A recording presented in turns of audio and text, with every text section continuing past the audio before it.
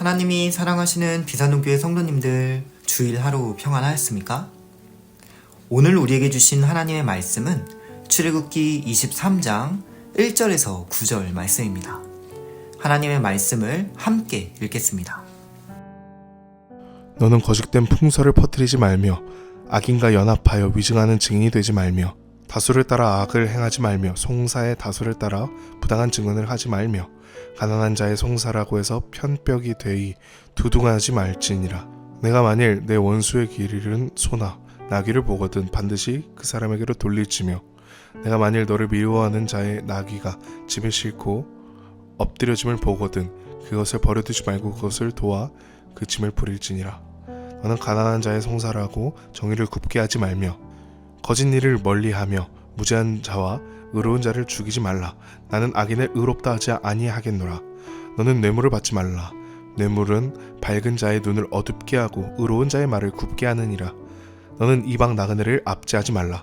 너희가 애굽 땅에서 나그네 되었은즉 나그네의 사정을 아느니라. 아멘. 기도하겠습니다.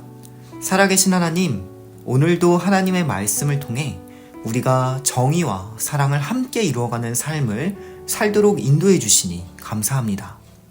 오늘도 주님이 주시는 말씀으로 우리 삶의 방향을 바르게 설정하고 하나님께 영광 올려드리는 복된 삶을 살아갈 수 있도록 인도하여 주시옵소서. 예수님의 이름으로 기도드립니다. 아멘.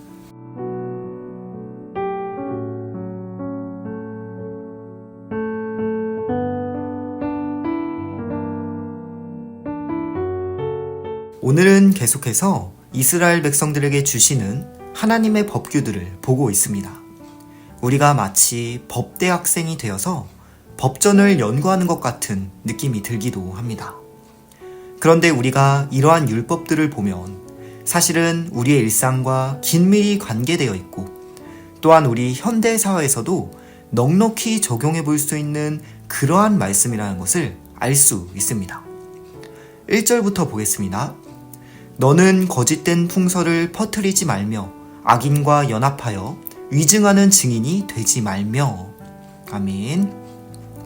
여기서 거짓된 풍설을 퍼뜨리지 말라라는 것은 오늘날 유언비어, 루머, 악담 등을 의미합니다. 특히 요즘은 유튜브 채널을 통해서 온갖 것들을 선동하거나 어떤 정치적으로 편향된 발언들이 넘쳐나고 있습니다. 그러나 하나님께서는 이렇게 거짓된 소문을 퍼뜨리는 일을 하지 말라고 하시면서 우리가 이러한 소문을 경계해야 한다는 것 또한 깨닫게 하십니다. 그리고 1절에서 이어지는 악인과 연합하여 위증하는 증인이 되지 말며 라는 말씀은 악한 사람과 내통하여서 법정에서 거짓 증언을 하지 말라는 경고의 말씀입니다. 이제 2절에서는 다수를 따라 악을 행하지 말며 송사의 다수를 따라 부당한 증언을 하지 말며 라고 하십니다. 1절과 문맥적으로 연결해보면 루머를 퍼뜨리거나 여론몰이를 해서 누군가를 사회적으로 매장시키는 행위를 금지하는 말씀입니다.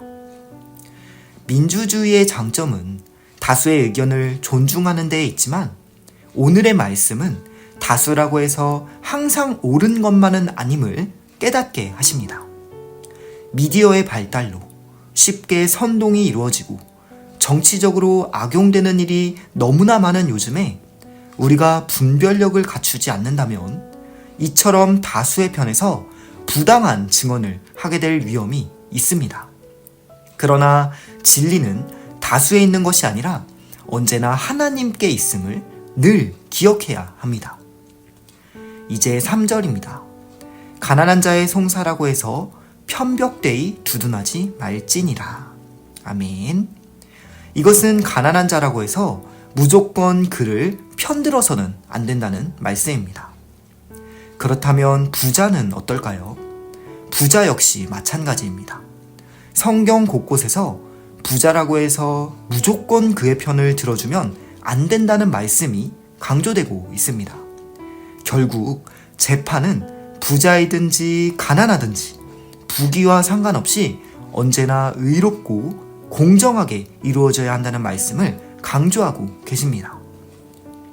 오늘의 1절에서 3절까지의 말씀을 보시면 무엇보다 이 사회가 공평하고 또 무엇보다 법정이 공정해야 함을 강조하고 있습니다.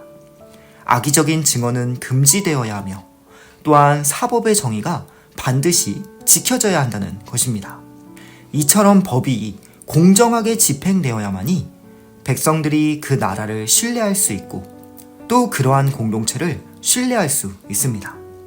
우리가 이러한 정의로운 공동체를 이루기 위해서 우리가 먼저 하나님께서 주시는 정의의 말씀에 온전히 귀 기울이면서 살아갈 수 있는 복된 한 날이 되시기를 주님의 이름으로 축복합니다.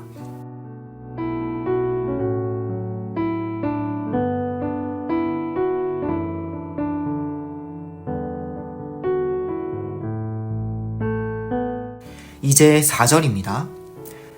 내가 만일 내 원수의 길 잃은 소나 나귀를 보거든 반드시 그 사람에게로 돌릴지며. 아멘. 4절과 5절은 우리가 원수나 미워하는 자에 대해서 어떠한 태도를 가져야 하는지를 가르쳐 주십니다. 4절을 가만 보니까 원수의 소가 길을 잃고 헤매고 있습니다. 원수의 나귀가 엉뚱한 곳으로 걸어가고 있습니다. 이럴 때 어떻게 해야 할까요?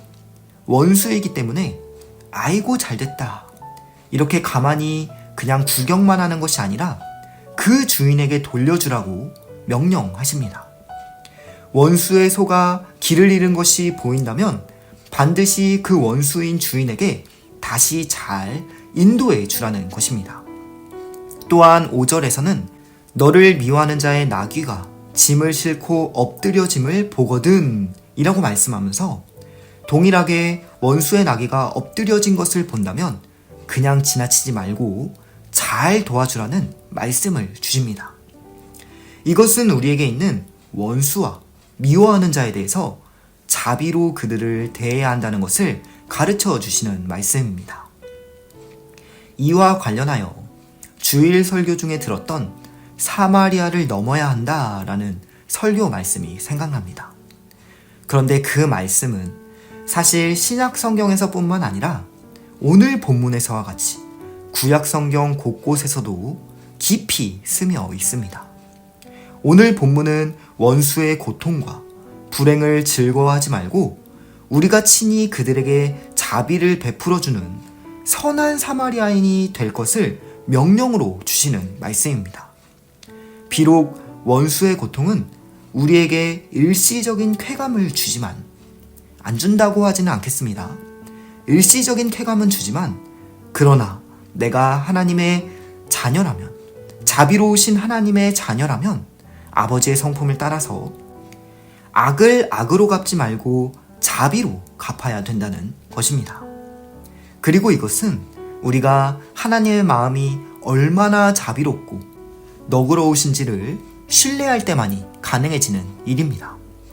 하나님이 내게 베푸신 한량없는 자비를 기억하면서 나의 일만악을 다 용서해 주신 하나님을 바라보면서 나 또한 자비를 베푸는 삶을 사는 것입니다. 이제 6절입니다. 너는 가난한 자의 송사라고 정의를 굽게 하지 말며. 아멘. 이것은 가난한 자가 소송했다고 해서 그에게 불리한 판결을 내려서는 안 된다는 말씀입니다. 이것은 두 가지 의미를 담고 있는데요. 첫째로는 판결에 있어서 불이한 재판이 되면 안 된다는 것이고, 둘째로는 가난한 자라고 해서 가난한 자를 무시하거나 함부로 대하지 말라는 말씀입니다. 또한 이 말씀은 앞에서 다른 내용들과 문맥적으로 연결이 되어집니다. 즉, 다수의 여론몰이로 인해 법정에 거짓이 찾아오거나 부유함이나 가난함에 따라 법정에 억울함이 찾아오지 말게 하라는 것입니다. 이처럼 정의로운 법정에는 일체의 거짓과 억울함이 사라져야 합니다. 7절 거짓 일을 멀리하며 무죄한 자와 의로운 자를 죽이지 말라. 나는 악인을 의롭다 하지 아니하겠노라. 아멘. 이와 같이 6절에서 9절까지의 말씀은 사법 질서의 정의가 온전하고 바르게 세워져야 한다는 것을 강조하십니다. 8절입니다. 너는 뇌물을 받지 말라. 뇌물은 밝은 자의 눈을 어둡게 하고 의로운 자의 말을 굽게 하느니라. 아멘. 뇌물은 정의로운 판결을 흔들어 놓는 아주 치명적인 문제입니다.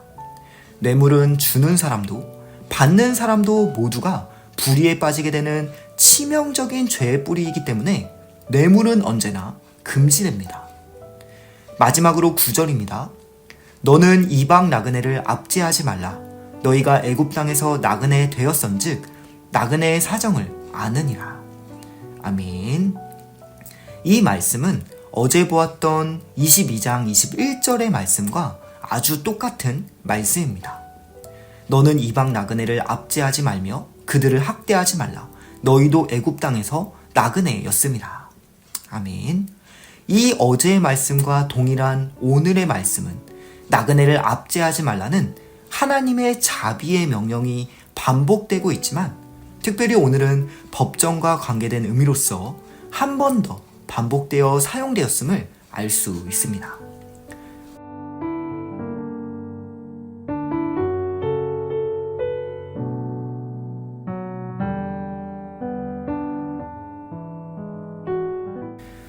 오늘의 말씀을 보면서 우리는 몇 가지 매우 중요한 교훈을 깨닫게 됩니다.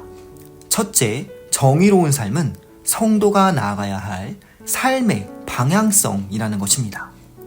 정의로운 삶, 정의로운 공동체, 이것은 성도의 삶의 방향성입니다. 우리가 신앙인이라고 해서 개인의 신앙에만 너무 치중하다 보니 사회의 정의를 외면하거나 공동체의 정의를 경시한다면 그것은 잘못된 일입니다. 우리의 공동체가 진정으로 하나님의 공의와 정직이 가득한 공동체인지를 우리는 스스로 질문할 수 있어야 합니다. 특별히 교회 안에서 누군가 은연중에 부나 귀천의 영향을 받고 있지는 않은지, 교회가 혈연, 학연, 지연 이런 것들에 휘둘리는 모습은 없는지 우리는 끊임없이 질문하고 돌아볼 수 있어야 합니다. 정의는 하나님의 자녀들에게 있어서 너무나 중요한 삶의 방향성임을 오늘 말씀을 통해 깨닫게 되는 것입니다.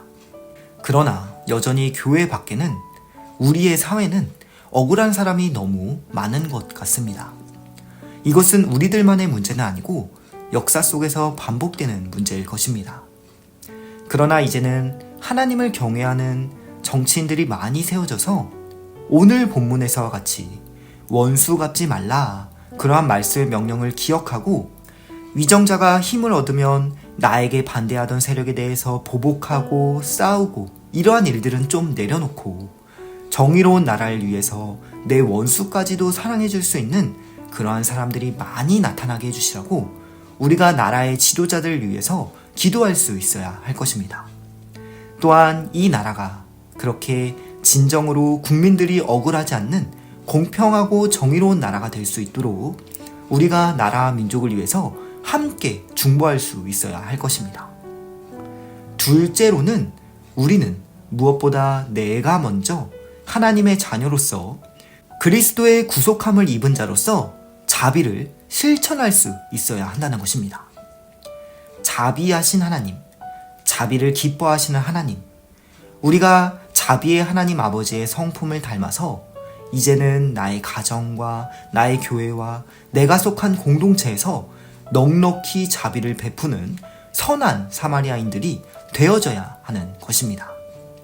이처럼 우리의 삶에서 하나님의 햇셋으로 사랑과 자비를 충만히 베푸는 삶을 살아갈 수 있다면 하나님께서는 오히려 그러한 자들을 더욱더 긍휼히 여겨주시고 더 많은 자비로 함께해 주실 것입니다. 예수님께서 오늘 우리에게 이렇게 말씀하십니다. 긍휼히 여기는 자는 복이 있나니 그들이 긍휼히 여김을 받을 것임이라. 아멘. 기도하겠습니다. 살아계신 하나님, 언제나 정의롭고 바르고 공평한 억울함이 없는 사회를 향해 나아가야 한다는 말씀을 깨우쳐 주시니 감사합니다. 저희들이 이 사회를 보면서 그냥 원망만 하거나 불평만 하지 말고 우리가 먼저 정의로운 교회, 정의로운 가정, 정의로운 공동체를 만들어가기 위해 애쓰고 기도하며 그렇게 삶에서 정의를 행할 수 있도록 우리에게 용기와 지혜와 힘을 더하여 주옵소서. 오늘 주신 한날이 우리를 사랑하시고 우리를 자비로 대하시는 하나님의 아버지의 성품을 닮아가는 자비를 베푸는 복된 한날이 되어질 수 있도록 인도하여 주시옵소서. 예수님의 이름으로 기도드립니다. 아멘.